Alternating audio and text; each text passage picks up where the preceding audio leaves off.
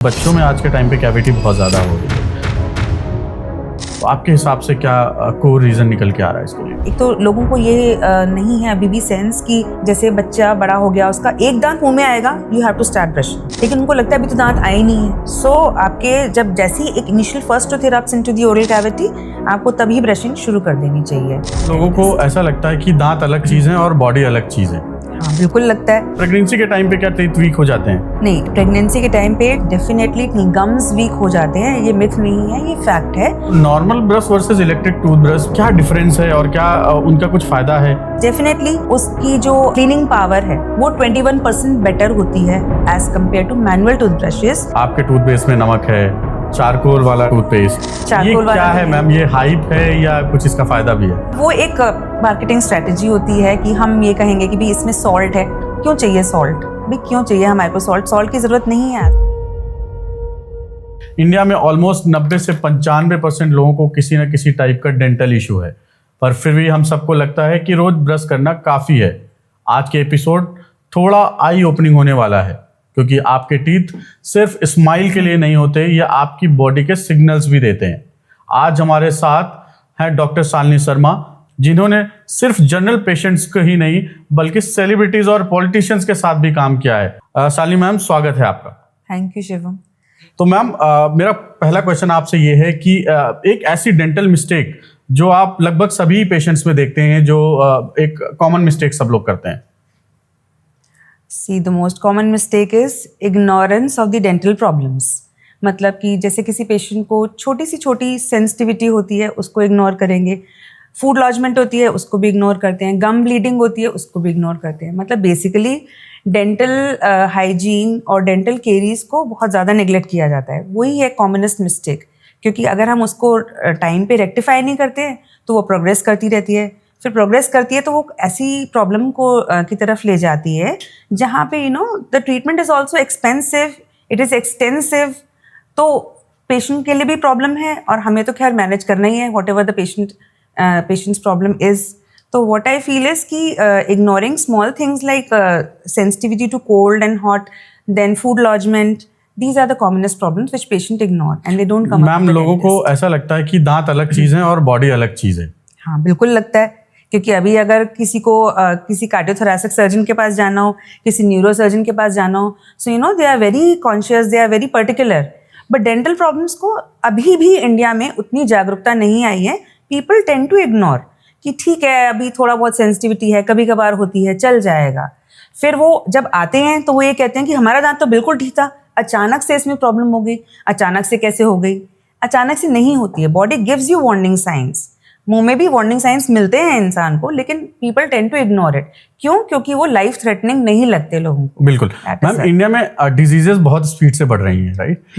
जब मैं इस पॉडकास्ट के बारे में रिसर्च कर रहा था तो मैंने ये भी देखा कि डेंटल इश्यूज हैं, या यूं कहें तो हमें वहाँ से अर्ली सिग्नल्स मिल जाते हैं, अर्ली साइंस पता चल जाते हैं। तो उस पर आप क्या बोलेंगे मैम? बिल्कुल, जैसे कि मैं एग्जांपल देती हूँ आपको। Diabetes commonest problem in India, in worldwide obviously. तो डायबिटीज़ है, कार्डियोवैस्कुलर डिजीजेज हैं, इनका डायरेक्ट कोरिलेशन है with the dental disease and the oral hygiene which people maintain. क्योंकि I will not say there is a direct cause and effect relationship, but एक direct correlation, मतलब दोनों एक दूसरे को इम्पैक्ट करते हैं। बिल्कुल, अगर गम डिजीज होगी तो उसका वो एक पॉजिटिव फैक्टर बन जाएगी डायबिटीज मेलाइटिस के लिए, या फिर कार्डियोवैस्कुलर डिजीजेस के लिए, जिसके अंदर आपका स्ट्रोक भी आता है, हार्ट अटैक भी आता है, ऑल काइंड्स ऑफ एथेरोस्क्लेरोसिस जिसे बोलते हैं, कि जो ब्लड वेसल्स की वॉल्स होती हैं, डेंटल बैक्टीरिया जो हैं डिपॉजिट करके एक प्लाक फॉर्मेशन कर देते हैं उसमें। जैसे कि हम सुनते हैं कि भी फैट की लेयर डिपॉजिट हो गई, आर्टरी स्टिफ हो गई हैं। सो स्टडीज एविडेंसेस हैं जिसमें ये बताया जाता है कि पेडोंटल डिजीज के कारण, गम डिजीज के कारण जो हमारी ब्लड वेसल्स हैं वो स्टिफ हो जाती हैं। मतलब हार्ट की इश्यूज भी हो सकते हैं। डेफिनेटली हो सकते हैं, और डायबिटीज को भी वो करती हैं, ये प्रोग्रेसिव स्टेज में ले जाती हैं। बिकॉज मुंह में, सलाइवा में, सब जगह बॉडी में अगर शुगर का लेवल ज़्यादा होगा तो बैक्टीरियल अटैक ज़्यादा होगा। गम्स जो है बहुत ज़्यादा इन्फ्लेम्ड हो जाते हैं, और जो है दांत जो है वक्त से पहले आपके लूज हो जाते हैं। तो इसका मतलब ये है कि डेंटिस्ट जो है वो कई बार बड़ी से बड़ी बीमारियों को भी डिटेक्ट कर सकता है अगर आप टाइम से जा रहे हैं तो। सिस्टमिक डिजीजेस हैं, आपका ल्यूकीमिया है, मेनी टाइप्स ऑफ एनीमिया है जिसका काफ़ी एविडेंस मिलता है। अगर किसी की टंग को देखकर ही हमें पता चल जाता है काफ़ी हद तक कि डेफिशिएंसी डिजीजेस हैं, एनीमिया है या विटामिन डेफिशिएंसी है। कॉर्नर्स ऑफ द माउथ कटे हुए होते हैं, एंगुलर किलाइटिस बोलते हैं। So many an number of diseases. बिल्कुल मैम एक क्वेश्चन और है कि प्रेगनेंसी के वक्त टीथ जो होते हैं वो वीक हो जाते हैं, एक ये भी मिथ है या फैक्ट है, ये आप हमें कंफर्म करेंगी? क्योंकि ये भी मैं लोग गूगल में बहुत सर्च कर रहे हैं कि प्रेगनेंसी के टाइम पे क्या टीथ वीक हो जाते हैं? नहीं, प्रेगनेंसी के टाइम पे टीथ डेफिनेटली, टीथ नहीं गम्स वीक हो जाते हैं। ये मिथ नहीं है, ये फैक्ट है। बट सबके नहीं होते हैं। Actually it depends on the maintenance of your oral hygiene. Like if you maintain your oral hygiene properly तो थोड़ी बहुत गम की इन्फ्लेमेशन होगी। इन्फ्लेमेशन क्या होती है? Body's reaction to any foreign object which can be any allergen, infective agent, या फिर जो है गंदगी जिसे हम कहते हैं टार्टर, कैलकुलस या प्लाक। जो हमारा प्लाक होता है that is a soft deposit on the surfaces of the teeth. If it gets mineralised, मतलब वो हार्ड हो जाता है, तो वो टार्टर बन जाता है, कैलकुलस बन जाता है। प्रेगनेंसी में क्या है? Because of the hormonal interplay, hormonal changes इतने सारे होते हैं कि उसके कारण जो हमारे गम्स हैं वो इन्फ्लेम्ड रहते हैं, और कहीं कहीं पे ऐसा हो जाता है कि एक बल्ज बन जाता है जिसको हम प्रेगनेंसी ट्यूमर कहते हैं। बल्ज ऑन द गम, पूरा बड़ा सा it looks like a tumour, सो उसको हम प्रेगनेंसी ट्यूमर कहते हैं। So that happens because of the hormonal interplay. So अगर आप ओरल हाइजीन बहुत अच्छे से मेंटेन करेंगे एंड बीच में रेगुलर विजिट्स रखेंगे every quarterly, so the things can be solved. And अगर किसी को हो जाता है तो दैट इज क्योरेबल? हाँ, that is totally curable. And in fact, majority of these symptoms are reversible. Once the delivery happens, everything reverses back to the normal, provided you maintain your oral hygiene. Perfect. Ma'am आप basics की बात करते हैं, हम सब daily brush करते हैं। आपके हिसाब से वो टॉप 3 मिस्टेक्स क्या हैं जो हम डेली करते हैं? टॉप 3 मिस्टेक्स, सबसे पहले तो मेजॉरिटी ऑफ द पेशेंट्स को डायरेक्शन ऑफ द ब्रशिंग नहीं पता। जो ब्रशिंग करते हैं, कुछ लोग होते हैं कि वो जो है बिल्कुल ऐसे हॉरिजॉन्टल ब्रशिंग करते हैं, डायरेक्शन इज हॉरिजॉन्टल। उसमें क्या होगा, जहाँ हमारा नेक ऑफ द टीथ है वहाँ इनामल जो है बहुत थिन होता है, so it gets abraded away because of that brushing. ठीक है, वो अब्रेजन हो जाएगा तो पेशेंट को क्या होगा, सेंसिटिविटी इश्यूज हो जाएंगे। सब दांतों में सेंसिटिविटी शुरू हो जाएगी बिफोर टाइम। लाइक जो चीज़ हमें 50 फिर 60 ईयर्स में होनी चाहिए वो हमें 30s में ही शुरू हो जाएगी। सो सबसे पहले तो wrong brushing technique. Secondly, brushes जो यूज़ करते हैं वो हार्ड ब्रिसल्स वाले नहीं यूज़ करने चाहिए। बहुत ज़्यादा अब्रेजन, मतलब हमारे दांत ना, दे आर नॉट यूटेंसिल्स जिनको हमें रगड़ रगड़ के चमकाना है। नो, हमारे दांतों को ब्रश करने का पर्पस इज कि भाई हमें हम रात को सोते हैं तो हमारा सारा सलाइवा स्टेगनेट करता है मुंह में, तो सुबह हम उठते हैं, so we need to brush, क्योंकि बैक्टीरिया भी पोलन होते हैं, सलाइवा स्टेगनेटेड होता है, so we need to brush our teeth so as to remove that soft layer of deposits on the teeth which is called plaque.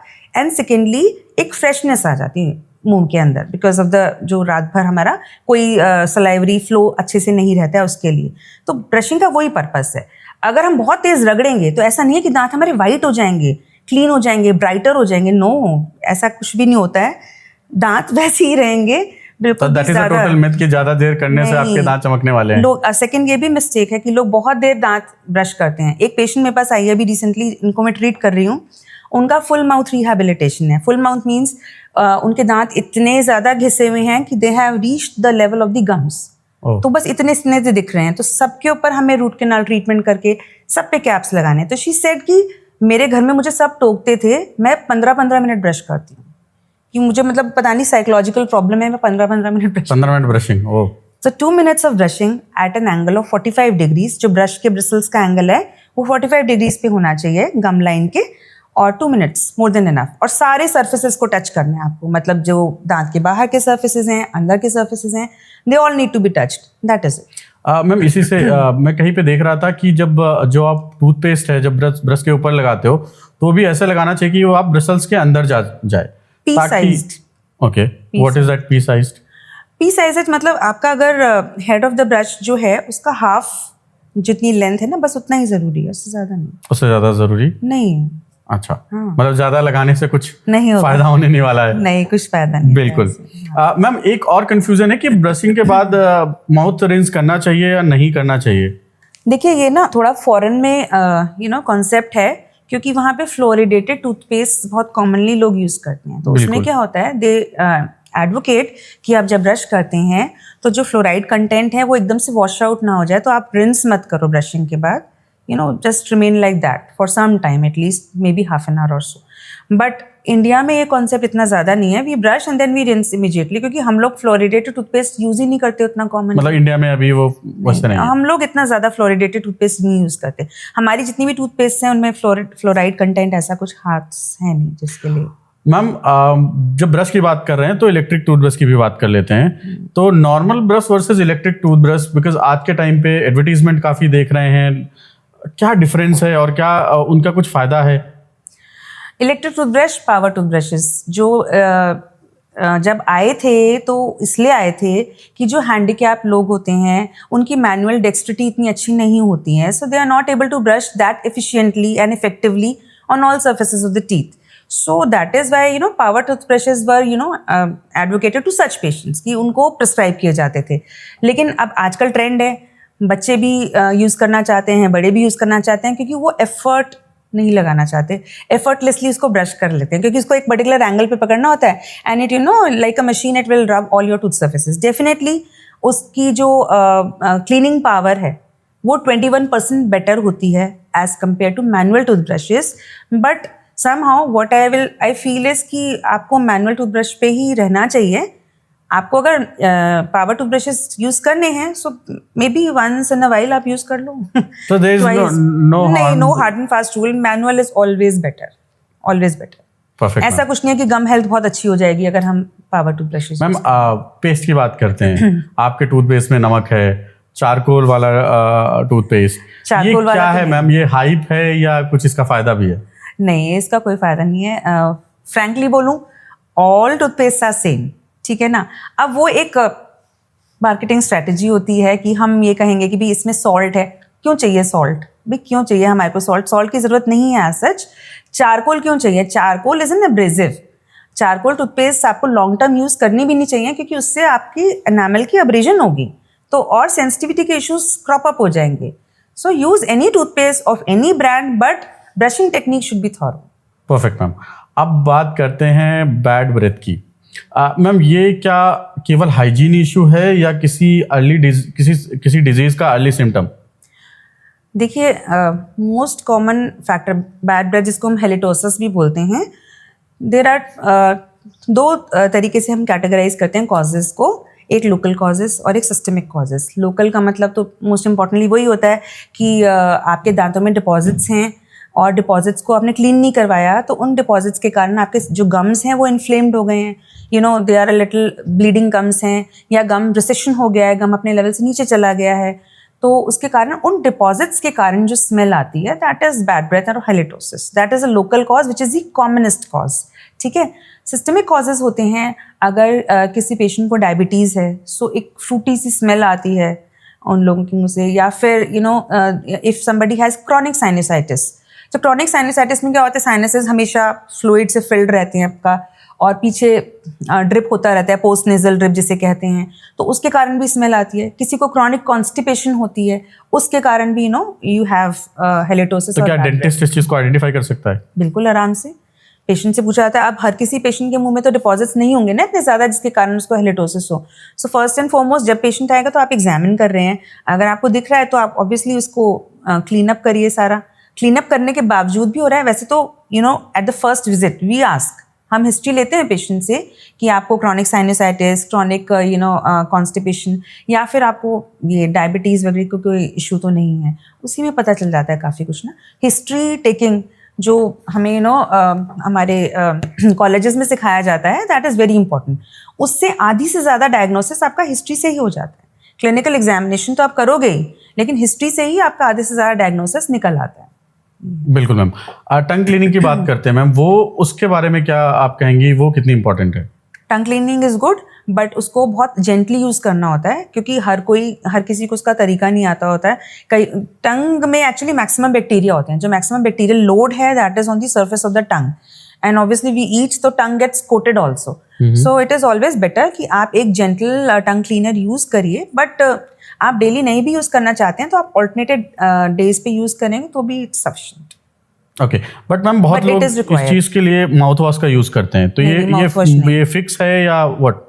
Mouth wash का chronic use is never advocated, ठीक है। Mouth wash जो है it is good for occasional use, या फिर supposedly कोई patient आता है जिसके बहुत loads of calculus and tartar है, एंड यू नो हमने उसकी स्केलिंग की है तो ऑब्वियसली बैक्टीरिया रिलीज हो रहे हैं, तो हम एक एंटी बैक्टीरियल माउथ वॉश देते हैं फॉर प्रॉब्ली 2 वीक्स, और 2 वीक्स के लिए वो दिन में 2 बार यूज करेगा, that is more than enough. Ma'am आजकल बहुत सी बड़ी बड़ी कंपनियां जो हैं, फॉर्च्यून 500 कंपनीज, वो माउथ वॉश का एडवर्टीजमेंट कर रहे हैं कि आपको सुबह भी करना चाहिए, आफ्टर ब्रशिंग शाम को भी करना चाहिए, सो दिस इज रिकमेंडेड और not? Mouth wash chronically use करने से स्टेनिंग हो जाती है दांतों पे। ओके, हाँ, स्टेनिंग हो जाती है, और वो फिर वो स्टेनिंग इंट्रिंसिक हो जाती है जो हम खुरच के मतलब नहीं उसको क्लीन कर पाएंगे। सो माउथ वॉश का जो भी क्रॉनिक यूजर्स होते हैं, एक creamish, initially creamish, then yellowish, it can go up to brownish staining also, so that is not which can not be remove by scaling और ओकेजनल एनीथिंग। यूज आप करिए, one if you have some problem then you can use it, ऐसा कुछ नहीं है, जब आपको recommended किया गया है। मतलब ऐसे नहीं कि हम अपने फैशन के लिए यूज कर रहे हैं, या जिसको बैड ब्रेथ की प्रॉब्लम है वो कंटिन्यूसली माउथ वॉश यूज कर रहा है, उससे नहीं जाएगी ना बैड ब्रेथ। मैम आप स्टेन की बात कर रहे थे, तो अब हम चाय और कॉफी की बात कर लेते हैं। तो चाय और कॉफी के स्टेन परमानेंट होते हैं या ये रिवर्सिबल हो सकते हैं?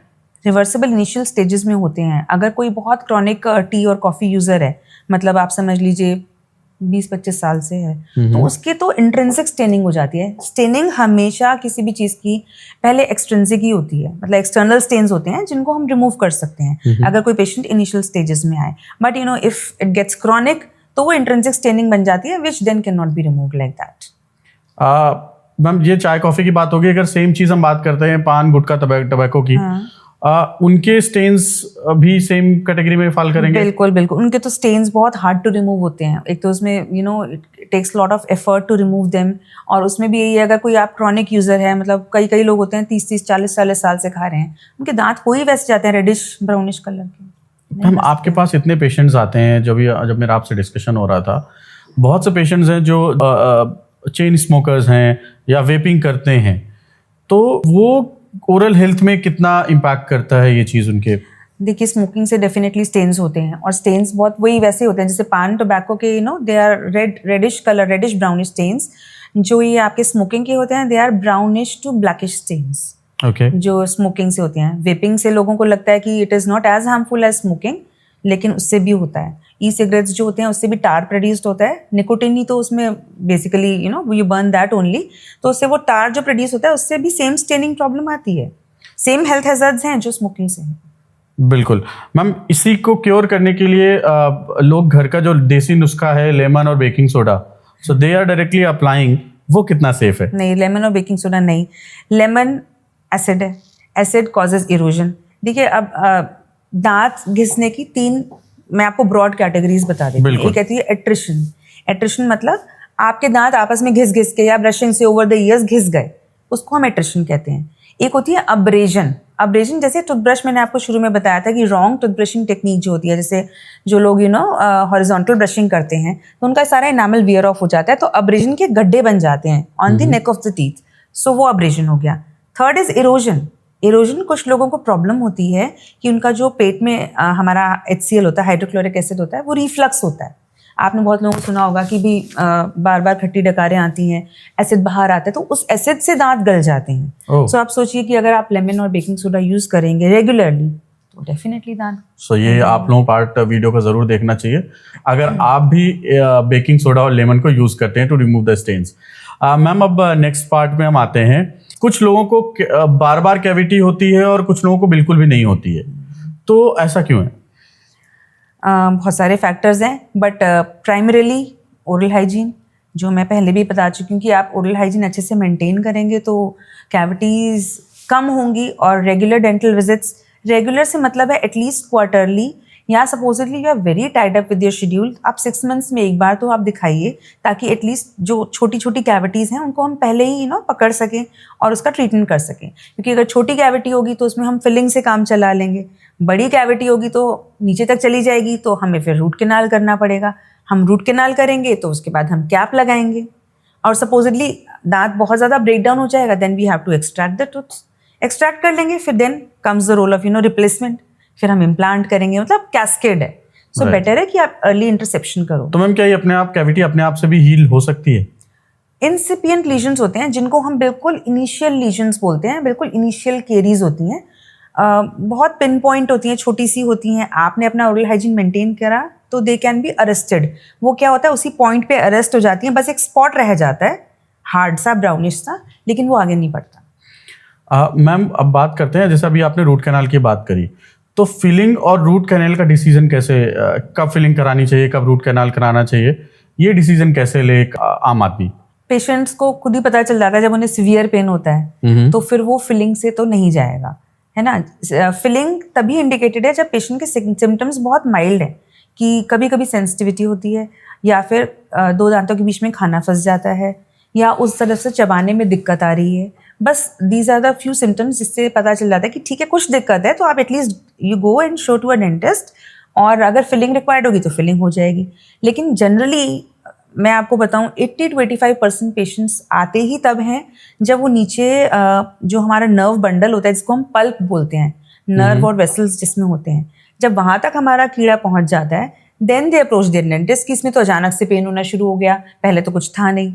तो वो डीप हो के नर्व को जब इफेक्ट कर देगा तो हमें वो पूरा निकालना पड़ेगा सिस्टम, उसको हम आरसीटी कहते तो हैं। मतलब आप का कहने के हिसाब से अगर हम स्टार्टिंग में आ जाते हैं जब हमें बहुत ज्यादा पेन You नहीं avoid है, RCT. सेंसिटिविटी है, हाँ। तब तक हम फिलिंग से काम चला सकते हैं। बिल्कुल। बट अगर हमें पेन ज्यादा है, सिम्टम सीवियर हो रहे हैं, देन हाँ। Root canal is the only option. Yes yes yes. बिल्कुल मैम। मैम सेंसिटिविटी का मतलब हमेशा कैविटी ही होता है क्या? नहीं, अगर आपके दांत घिस गए हैं तो फिर तब भी सेंसिटिविटी हो जाती है। दांत कहीं से भी अगर आपका इनामल वियर ऑफ हो जाएगा तो सेंसिटिविटी होगी। Not necessarily always cavities, but इसके कारण भी होती है। तो मैम जो आज के टाइम पे टूथपेस्ट आ रहे हैं जो क्लेम कर रहे हैं कि उनके टूथपेस्ट करने से ही आपकी सेंसिटिविटी जा सकती है, तो क्या वो इफेक्टिव है उतने? हाँ, शुरुआत में देखिए अगर माइल्ड लीजन्स हैं, बहुत माइल्ड आपका इनामल वियर ऑफ हुआ है, तो उसमें मेडिकेटेड जो टूथपेस्ट होती हैं उनका रोल यही होता है कि बेसिकली उनमें एक आयंस होते हैं जो हमारी इनामल हटने के बाद जो हमारी अंदर की लेयर होती है उसमें पतली बहुत माइक्रोस्कोपिक ट्यूब्यूल्स होती हैं। तो वो क्या करते हैं, उन टूथपेस्ट के अंदर जो आयंस होते हैं उन ट्यूब्यूल्स को ब्लॉक कर देते हैं, तो पेशेंट को सेंसिटिविटी नहीं होती। बट ऐसा नहीं कि आपने आज टूथपेस्ट लगाई तो एकदम से आपका ब्लॉकेड हो जाएगा और आपकी सेंसिटिविटी चली जाएगी। इट टेक्स टाइम, उनका एक्शन आने में ऑलमोस्ट 2 वीक्स लग जाते हैं। ओके। हाँ, but they are effective in the initial stages. अगर बहुत डीप आपका अब्रेजन डिफेक्ट हो जाता है तो फिर फिलिंग करनी पड़ती है। बिल्कुल मैम। एक इसी से रिलेटेड क्वेश्चन है कि बच्चों में आज के टाइम पे कैविटी बहुत ज़्यादा हो रही है, तो आपके हिसाब से क्या कोर रीज़न निकल के आ रहा है इसके लिए? बच्चों का देखिए, बहुत छोटे जो बच्चे होते हैं विच आर बेबीज, उनका तो सबसे प्रॉब्लमैटिक चीज़ जो होती है मिल्क होता है। नर्सिंग बॉटल केरीज जिसको हम कहते हैं, कि दूध की बॉटल वो पीते ही सो जाते हैं, एंड ऑब्वियसली वो सारा दूध जो है पुल इन करता है around the all the surfaces of the teeth, so bacteria get a chance to attack the tooth surfaces, तो इसलिए वहाँ पे कैविटीज हो जाती है। जब बच्चे बड़े हो जाते हैं तो उनकी एक तो लोगों को ये नहीं है अभी भी सेंस कि जैसे बच्चा बड़ा हो गया, उसका एक दांत मुंह में आएगा, you have to start brushing, लेकिन उनको लगता है अभी तो दांत आए नहीं है, तो जब दांत आएंगे तब हम करवाएंगे ब्रश। ओके। सो आपके जब जैसी एक initial first tooth erupts into the oral cavity, आपको तभी ब्रशिंग शुरू कर देनी चाहिए। And it is totally safe? It is totally safe. बच्चों की टूथपेस्ट अलग आती हैं जिसमें फ्लोराइड कंटेंट अच्छा होता है, क्योंकि बचपन में हमें चाहिए कि दांतों के अंदर वो इम्बाइब हो जाए। बचपन में हो भी जाता है, एक बार हमारे दांत बन जाते हैं तो उतना अपटेक नहीं होता फ्लोराइड का, फॉर्मेटिव ईयर्स में ज़्यादा अपटेक होता है।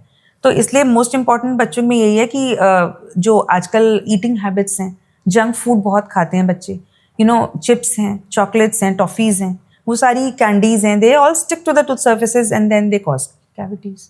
सो these are the contributing factors. बिल्कुल। अब डाइट हमारी वैसी नहीं रही ना जैसे पहले होती थी, raw food items we are taking in very less quantity. बिल्कुल मैम। अब रूट कैनाल फेयर की बात करते हैं, राइट? सब में एक ना कहीं रूट कैनाल को लेकर एक डर है। क्या आज भी ये उतना ही पेनफुल है जितना पहले होता था, या टेक्निक्स और एडवांसमेंट इतने हो चुके हैं कि अब उतना पेनफुल नहीं रहा? उस पर आपका क्या कहना है? देखिए, जब भी हम रूट कैनाल ट्रीटमेंट करते हैं तो हम पेशेंट को इंजेक्शन देते हैं, लोकल एनेस्थेटिक, ठीक है। बट अगर कोई पेशेंट ऐसी स्टेज में आया है जिसके उसके अंदर एक्यूट सिम्टम्स हैं, सिवियर पेन में है, पूरी रात सो नहीं सका है, एंड उसके अंदर पेन किलर भी लेस इफेक्टिव होती हैं. You know, body takes time. इतना नहीं होता कि बिल्कुल जादू हो जाए या मैजिक हो जाए. ठीक है, तो उसमें क्या होता है कि जब पेशेंट आता है तो हम उसमें पहले स्प्रे करते हैं इंजेक्शन देने से पहले, ताकि वो वाली साइट सुपरफिशियल नम हो जाए. फिर हम इंजेक्शन देते हैं. तब इंजेक्शन का जो पेन है वो थोड़ा बहुत तो होता है. आई वुड नॉट डिनाई कि बिल्कुल भी नहीं होता, बिल्कुल ही सेफ है. थोड़ा बहुत तो होता है. मतलब अब वो पेशेंट के थ्रेशोल्ड पे है. कोई इसको बहुत सीवियर पेन की तरह कितना परसीव सह करता सकता है, कोई उसे कहता है कि हमें पता ही नहीं चला आपने इंजेक्शन लगाया. तो यू नो, तो but if you come in bad state of health, तो जो ट्रीटमेंट है उसका इफेक्ट भी स्लो ही होगा. If you come at the right time, आप थोड़ा वक्त से पहले आ जाते हैं, when obviously we are also on the safer side, you are also on the safer side, तो ट्रीटमेंट भी इफेक्टिव होगा. मैम, अगर एक बार लोगों को बता दें कि इस प्रोसेस में होता क्या है, what actually root canal is, और कैसे एक होता है, अगर आप अगर आपको सिंपल भाषा में लोगों को समझाना हो तो क्या होगा? देखिए, रूट कैनाल ट्रीटमेंट बेसिकली हमारा जो टूथ है उसमें 3 लेयर्स होती हैं. सबसे आउटरमोस्ट लेयर इनेमल होती है, फिर एक लेयर होती है येलो कलर की, डेंटिन होती है. देन उसके नीचे हमारा सॉफ्ट टिश्यू होता है जिसमें नर्व्स और ब्लड वेसल्स होते हैं.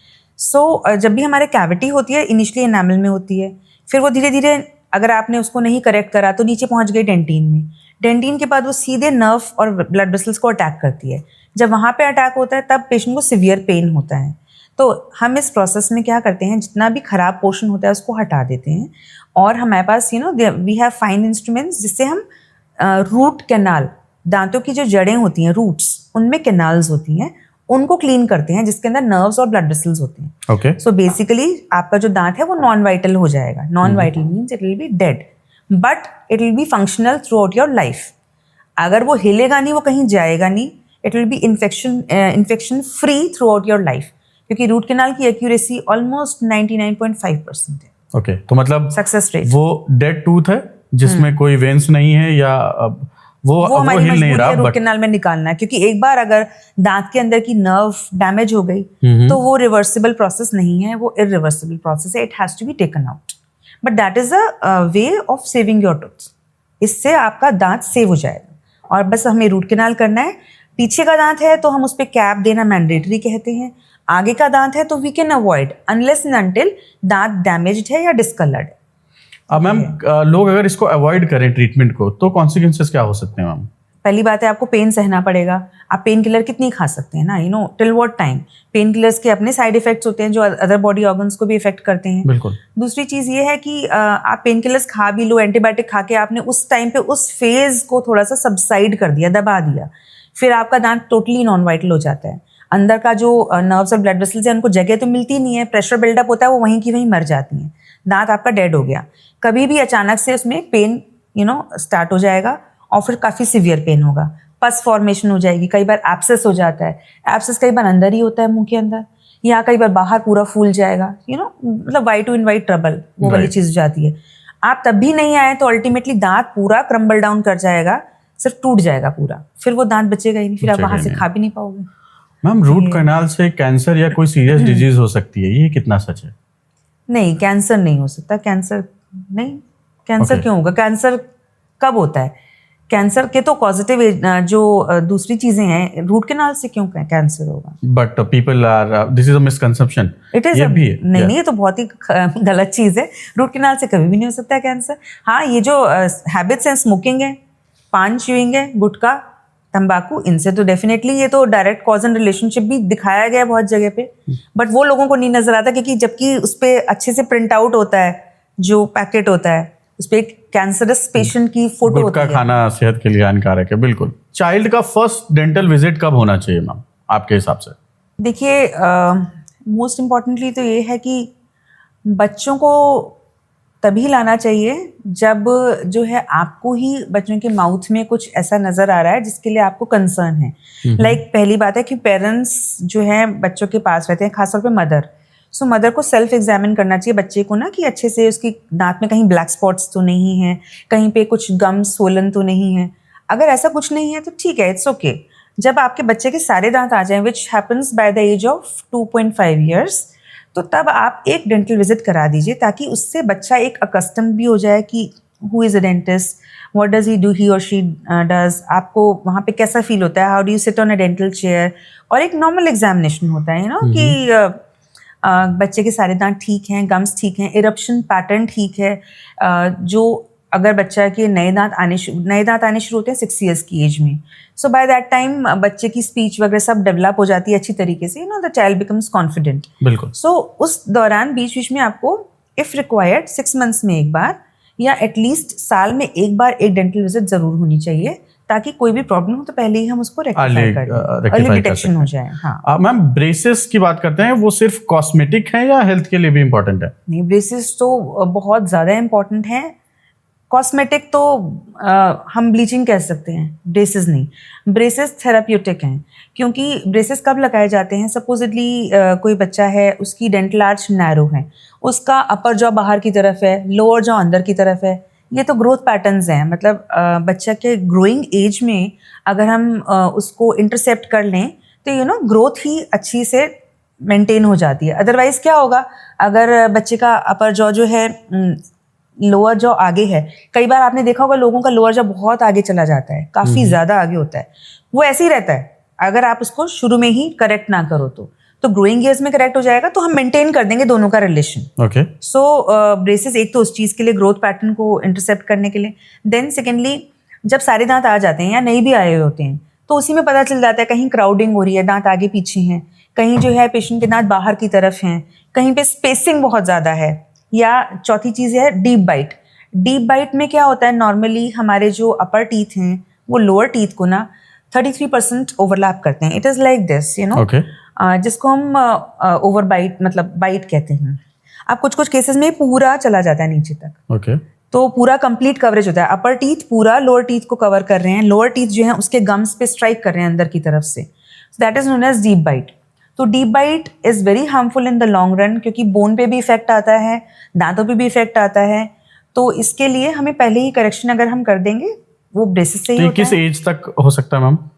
आजकल तो देखिए ब्रेसेस जो आप वर्ड यूज कर रहे हैं, ब्रेसेस के अलावा इन्विजिलाइन आता है। Invisalign is name of the company. Aligners आते हैं, aligners are transparent, trays. Differentiation आप बता सकें कि ब्रेसेस और इन्विजिलाइनर्स में डिफरेंस क्या है? देखिए ब्रेसेस में क्या होता है कि हमें दांतों को अगर मूव करना है तो हम हर इंडिविजुअल टूथ पे छोटे छोटे ना अटैचमेंट्स लगाते हैं, जिनको हम ब्रैकेट्स कहते हैं। ठीक है। उस अटैचमेंट के through their is a wire which is passing through. ठीक है, वो फोर्स जो है वो वायर लगाती है। अटैचमेंट्स आर स्टेशनरी, उनका कोई रोल नहीं है, उनका बस यही रोल है कि they serve as a holding place for the wire. जो वायर है एक पर्टिकुलर डायरेक्शन में उसको हम लगाते हैं, ताकि हमें जहां जिस दांत को मूव करना है वहां वो फोर्स लगाए। That is the picture of braces जिसको आप कहते हो। वो कन्वेंशनल है। अब उसमें मेटल ब्रैकेट्स भी आते हैं, आजकल टूथ कलर्ड अटैचमेंट्स भी आ गए हैं, तो वो इतना विजिबल नहीं होते दूर से। तो अब तो खैर काफ़ी एडवांसमेंट्स आ गई हैं इसमें जी। जो अलाइनर्स होते हैं, अलाइनर्स में हम क्या करते हैं, पेशेंट का हम स्कैन कर लेते हैं अपर लोअर टीथ। उसके बाद हम जो है ट्रांसपेरेंट ट्रेस बनाते हैं for the upper arch and for the lower arch. अब वो प्री प्लान्ड होता है कि अब हम आज जो कंडीशन है, हमें 1 महीने बाद क्या चाहिए, 2 महीने बाद क्या चाहिए, 3 महीने बाद क्या चाहिए, उस हिसाब से वो डिज़ाइन होते हैं और मशीन से प्रोग्रामेबल होकर पूरा बन के आते हैं, मैन्युफैक्चर होके आते हैं, कस्टमाइज होते हैं आपकी सबके लिए अलग है, सबके लिए अलग अलग, जैसे जिसकी प्रॉब्लम है जी। तो मैंने आपको अलाइनर दे दिए, फॉर इंस्टेंस 14 सेट अलाइनर्स के दे दिए, 14 सेट्स। तो एक सेट आप 1 हफ्ता वियर करोगे, उसको फिर हटा दोगे, फिर सेकेंड नंबर ट्रे, फिर थर्ड, फिर फोर्थ, 14 के बाद आपका ट्रीटमेंट कंप्लीट हो जाएगा। मतलब जस्ट एन एग्जाम्पल। ऐसे डिपेंड करता है पेशेंट की सिवियरिटी कितनी है, प्रॉब्लम कितनी है। 25 भी हो सकते हैं, 36 भी हो सकते हैं, 40 सेट्स भी हो सकते हैं। तो उसमें दांतों पे कुछ लगेगा नहीं, बस आपको ट्रेस पहननी है। सो that is another system. And you can have a food and everything by wearing trace. आप ले सकते हो, अलाइनर्स खराब नहीं होंगे, लेकिन इंडियन सिस्टम ऑफ डाइट ऐसा है कि इसमें हल्दी बहुत होती है, हमारे स्टेनिंग ऑब्जेक्ट्स बहुत होते हैं। तो हम पेशेंट्स को कहते हैं आप उतार के फिर खाना खाइए, तो उसमें क्या रहेगा ना, स्टेन नहीं होंगे। स्टेन हो जाएंगे तो वो थोड़े से येलोइश कलर देंगे, अच्छा नहीं लगेगा वो, इसलिए। तो देयर आर 2 सिस्टम्स, आप किसी के लिए भी जा सकते हैं, बोथ आर इक्वली इफेक्टिव। बिल्कुल। जब आप इसकी बात करें तो मैम टीथ व्हाइटनिंग जो है वो सेफ है या रिस्की है? टीथ वाइटनिंग अच्छी है, but teeth whitening is not permanent. मतलब अगर हमें चाहिए तो हम ट्रांजिएंट कुछ टेम्पररी फेज ऑफ टाइम के लिए उसको मेंटेन कर सकते हैं, but it is not permanent. और ख़ासतौर पे जिनके बहुत थिन टीथ होते हैं उसमें हम रिकमेंड नहीं करते हैं, क्योंकि whitening is what it is bleaching. Bleaching क्या होता है, जैसे हम ब्लीचिंग एजेंट कपड़ों के लिए यूज़ करते हैं, वैसे ही हम दांतों के लिए ब्लीचिंग एजेंट यूज़ करते हैं, तो वो कलर लाइट कर देता है, तो उसमें माइक्रो मिलीमीटर्स में आपका इनामल चला जाता है, तो सेंसिटिविटी होने के चांसेस होते हैं। बिल्कुल। और किसी किसी केस में थोड़ा लंबा चलती है वो सेंसिटिविटी। मैम लोग ये भी बोलते हैं कि स्केलिंग कराने से टूथ जो होते हैं वो ढीले हो जाते हैं या इनेमल घिस जाता है। हाँ, ये कितना करेक्ट है ma'am? Almost every alternate day मेरे पास ऐसे पेशेंट आते हैं जो यही बोलते हैं। वो इसलिए होता है क्योंकि स्केलिंग में हम क्या करते हैं, हम दांत और गम्स के बीच में जो डिपॉजिट्स हैं उनको रिमूव करते हैं। तो उसमें क्या होता है कि जिनके लोड्स ऑफ डिपॉजिट्स हैं, बिल्कुल भरे हुए हैं, जैसे हम वो हटाएंगे तो दांत थोड़े से उनको लूज इसलिए लगते हैं क्योंकि दांत जो जमे हुए हैं वो गंदगी से जमे हुए हैं। They are not in their position because of your health, वो गंदगी ने उनको जमा के रखा हुआ है। तो जैसे ही हम उनको हटाएंगे तो गम्स थोड़ा सा उनको जगह मिलेगी। सो वापस वो दांत को पकड़ने के लिए it takes time, it takes few weeks. ऐसा नहीं होगा कि 1-2 दिन में नॉर्मल हो जाना चाहिए, no, it will take time. आपको टेम्परली ट्रांजिएंटली सेंसिटिविटी भी होगी फॉर मे बी कुछ पेशेंट्स को 1 वीक होती है, कुछ को 2 वीक्स तक परसिस्ट करती है, बट वो चली जाती है। और जिनके बहुत ही खराब दांत हैं उनमें थोड़ा सा लंबा परसिस्ट करती है, लेकिन लूज स्केलिंग से नहीं होते। लूज इसलिए होते हैं कि वो गंदगी हट गई। बट मैम स्केलिंग के बाद आपको सेंसिटिविटी फील होती है? हाँ, वो ट्रांजिएंट है। ओके। क्योंकि जो आपके गम्स डिपॉजिट्स हो गए दांत और मसूड़े के बीच में, तो उसने मसूड़े को पुश कर दिया नीचे, ठीक है ना। तो जैसे ही हम डिपॉजिट्स को हटाएंगे तो वो एरिया नेकेड होगा, इसलिए आपको सेंसिटिविटी होती है। फिर धीरे धीरे क्या होगा, गम्स वापस हेल्दी हो जाएंगे तो वापस ऊपर जाएंगे, okay, no, they will regain their position, तब वो ठीक हो जाएंगे, श्रिंक हो जाएंगे gums, they will adhere to the tooth surface और सेंसिटिविटी विल स्टॉप। बिल्कुल मैम। अब वार्निंग साइंस की बात करते हैं, साइंस जिनको हम इग्नोर करते हैं मैम। ब्लीडिंग गम्स नॉर्मल हैं या warning? Bleeding gums warning science है। कभी कभी तो बहुत ही छोटी सी प्रॉब्लम होती है और कभी कभी it can be a very big problem. छोटी प्रॉब्लम मतलब वही डिपॉजिट्स हो गए आपके, या डिपॉजिट्स दिख नहीं रहे हैं। कुछ लोगों के डिपॉजिट्स दिखते हैं, कुछ के गम्स के नीचे दबे हुए होते हैं, ठीक है, जिसको एक हम बोलते हैं सुप्राजिंजाइवल गम्स के ऊपर, एक होता है सब जिंजाइवल गम्स के नीचे। तो वो डिपॉजिट्स जब हो जाते हैं तो ब्लीडिंग गम्स होते हैं पेशेंट्स के। कई बार प्यूबर्टी में भी होते हैं bleeding gums, as a child as gaining puberty, तो उस टाइम पे भी गम्स थोड़े इन्फ्लेम्ड हो जाते हैं, सेंसिटिव हो जाते हैं, तो तब भी ब्लीड करते हैं।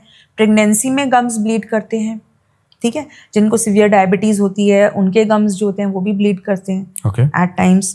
देन आप ये ल्यूकीमिया, जितने भी हमारे ब्लड कैंसर्स होते हैं उसमें भी यही होता है कि दे बिकम सो सेंसिटिव कि आप हल्का सा टच करेंगे दे विल ब्लीड। आप टच करने पे ही वो मुंह से खून आने लग जाता है, the gums become boggy and they bleed a lot. So bleeding gums can be sign of a very trivial issue like deposits, or it can be sign of a major disease. Major disease. Okay. Ma'am mouth ulcers की बात करते हैं जो heal नहीं होते, वो कितने normal हैं? या अल्सर्स नॉर्मली तो देखिए दे हील अप इन 10 days और सो, 10 to 12 days मैक्सिमम। कुछ लोगों के 2 weeks तक परसिस्ट करते हैं, दैट्स ओके। बट कुछ ऐसे होते हैं कि आइसोलेटेड अल्सर है, मल्टीपल नहीं है, एक ही अल्सर है जो हील ही नहीं हो रहा है, that can be a sign of a pre cancerous lesion, ठीक है। तो उसको हमेशा इवेल्युएट, इन्वेस्टिगेट कराना चाहिए कि ऐसा अल्सर क्यों है जो हील नहीं हो रहा है। क्योंकि हमारी बॉडी अगर मतलब इफ़ यू आर हेल्दी तो हमारी हीलिंग अपने आप ही होती है। कहीं पे भी हमारे कट लगता है तो हम हील हो जाता है ना कुछ दिनों में, तो अल्सर भी ऐसे ही हील हो जाना चाहिए। अगर नॉन हीलिंग अल्सर है, it is a warning sign for a pre cancerous lesion, उसको इन्वेस्टिगेट जरूर कराना चाहिए। मैम आपने ऐसा कोई वर्स्ट केस क्या देखा है अपने पेशेंट्स में? वर्स्ट केस तो मैंने, एक छोटा सा बच्चा था, उसका भी रिसेंटली, उसका ना एक प्रॉब्लम होती है कि सिस्टिक लीजन बन जाता है, सिस्ट बन जाता है। सिस्ट क्या होता है? Any fluid filled cavity. भाई बॉडी में कहीं पे भी फ्लूइड फिल्ड कैविटी हम उसको सिस्ट बोल देते हैं। तो उस बच्चे के लोअर जॉ के अंदर उसका एक जो कैनाइन, हमारा प्रोमिनेंट टूथ होता है लोअर कैनाइन, वो बोन के अंदर ही था और उसको वहाँ पे पेन था। वो मेरे पास आया कि यहाँ पे स्वेलिंग हो रही है, तो उसके फादर ने कहा आप इनको एंटीबायोटिक्स दे दीजिए तो उससे वो सबसाइड हो जाएगी, पेन किलर दे दीजिए। वो बच्चा थोड़ा सा IQ लेवल उसका थोड़ा कम था। सो आई सेड कि लेट मी एग्जामिन। फिर मैंने उसको एग्जामिन किया। स्वेलिंग थोड़ी सी मुझे एबरेंट सी लगी, हार्ड भी थी। तो फिर उसका जो है हमने आगे CBCT करवाया। पहले तो एक्सरे कराया, OPG कराया, फिर CBCT कराया। उसमें पता चला कि इतना बड़ा सिस्टिक लीजन है कि उसमें पूरी हड्डी को खा रखा था। हड्डी की सिर्फ एक पतली 1.5 मिलीमीटर लोअर बॉर्डर बचा था, बाकी सारा खाली था ये पूरा एरिया, और सारे में सिस्ट बना हुआ था। तो that was a thing which I explain to them.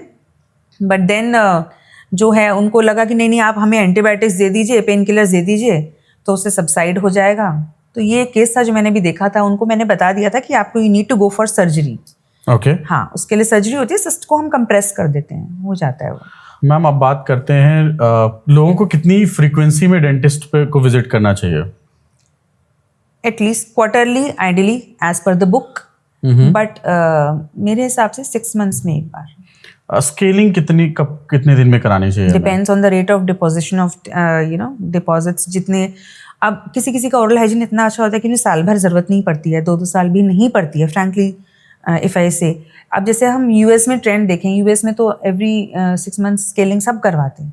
Deposits हैं नहीं है, आई डोंट नो, बट वहाँ ट्रेंड है वहाँ पे, क्योंकि वहाँ उनका डेंटल इंश्योरेंस कहता है कि आपको जाना है, आपको दांत क्लीन करवाने हैं सारे। राइट। बट इंडिया में ऐसा कुछ है ही कुछ नहीं है, तो बिल्कुल। अपने विम्स एंड फैंसीज के हिसाब से लोग आते हैं। बट मेरे हिसाब से 6 मंथ्स में एक बार आपको स्केलिंग करा लेनी चाहिए, in case if the rate of deposition of calculus is fast. बहुत लोगों का जल्दी जल्दी हो जाता है। तो एक क्वेश्चन और है मेरा मैम आपसे कि लोग आज के टाइम पे ये बोल रहे हैं कि हमें डेंटिस्ट के पास जाने की जरूरत नहीं है। बहुत से प्रोडक्ट ऑनलाइन अवेलेबल हैं जिनको वो खुद से किसी शॉपिंग साइट से खरीद सकते हैं और लगा के, and they have a bright teeth, right, and they go into the party and enjoy the party. उस पे आपका क्या कहना है मैम? हाँ, आप जो बात कर रहे हैं वो उनको हम विनियर्स कहते हैं। विनियर्स हम लोग भी करते हैं, विनियर्स या लैमिनेट्स। जी। जैसे कि आपने देखा होगा वुड पे लैमिनेट होता है, वुड पे विनियर होता है। वैसे ही आप अगर नोटिस करेंगे तो मेजॉरिटी जितनी भी सेलिब्रिटीज़ होती हैं उनके दांत बहुत इवन होते हैं, खासतौर पे females, I am not talking about males. Females के बिल्कुल इवन होते हैं, वाइट होते हैं, ब्राइट होते हैं, स्पार्कलिंग होते हैं। सो बट वो लोग तो प्रोफेशनली हेल्प लेके then they get it done. But आजकल क्या कॉन्सेप्ट आ गया है, मेरे पास ऑलमोस्ट एवरी 3rd या 4th डे कोई पेशेंट मुझसे पूछता है कि मैडम वो बाज़ार में अवेलेबल हैं, वाइट कलर के होते हैं, हमारे बिल्कुल दांत की शेप के बने हुए होते हैं, उनको बस कुछ गरम वरम करके ऐसे ही लगा लेते हैं, वो दांतों पे चिपक जाते हैं, and then we can attend any type of function, और बहुत सुंदर लगते हैं ये वो। ऐसा हमने देखा है YouTube पे। सो इज इट सक्सेसफुल और not? So my answer would be no, it is not at all. Please don't go in for those things. आप ये सोचिए, आप किसी पार्टी को में जा रहे हैं, आप पार्टी में एंजॉय करने के लिए जा रहे हैं, अगर बाई चांस वो विनियर जो है इट फॉल्स डाउन, आप खाना नहीं खा सकते इसको लगा। So we have this kind of incidents. मैंने एक वीडियो देखा आई गेस मिस थाईलैंड का, जहाँ पे एक इवेंट के टाइम पे उनके विनियर्स निकल गए। That video was very viral that time. Exactly. उसमें ये हुआ था कि वो one of the contestants of miss Thailand, she was giving a speech, and अचानक से वो पॉप आउट कर गए veneers. She turned back very confidently, she pulled them back and then she was speaking again. किसी को party में जाना है और उससे आप फ्लॉन्ट करना है अपनी स्माइल, तो वो उस केस में बट प्रोफेशनली उसको। हाँ, तो आप प्रोफेशनल देखिए, अगर आपका इंडिकेटेड है, आपके दांत बहुत ज़्यादा खराब है, स्टेन्ड है, या फिर आपको लग रहा है कि शेप ठीक नहीं है, तो आप प्रोफेशनल हेल्प लीजिए ना। लाइक इन केस आज मुझे मेरी कार में कुछ प्रॉब्लम है, तो मैं कार मैकेनिक के पास ही तो जाऊंगी ना, मैं ऑनलाइन थोड़ी सर्च करूंगी। मेरे को कुछ टैप्स में दिक्कत है तो मैं प्लम्बर के पास जाऊंगी। सबका रोल स्पेसिफाइड है। So please go to a qualified specialist and get it done. It will be beneficial to you also. Cosmetics में भी अच्छा रहेगा, फंक्शनल में, लॉन्गेविटी में, सब चीज़ों में अच्छा है। बिल्कुल। अगर आपका भी कभी किसी इस पार्टी में गिर गया तो आपके लिए वो काफी हंसी का मोमेंट बन सकता है, तो ऐसा ना करें। अब मैम एक क्वेश्चन है, कार्डियक हेल्थ का डेंटल से क्या कनेक्शन है, क्या रिलेशन है मैम? कार्डियक हेल्थ का काफ़ी अच्छा स्ट्रॉन्ग इंटर रिलेशनशिप है डेंटल और कार्डियक हेल्थ का, क्योंकि अगर कोई किसी भी पेशेंट को डेंटल इश्यूज रहते हैं, जैसे कि गम डिजीज़ है, तो उसमें जो है बैक्टीरिया की क्वांटिटी काफ़ी इंक्रीज हो जाती है, जो ब्लड के अंदर एकदम से गश आउट होती है, जिसको हम बैक्टीरीमिया कहते हैं।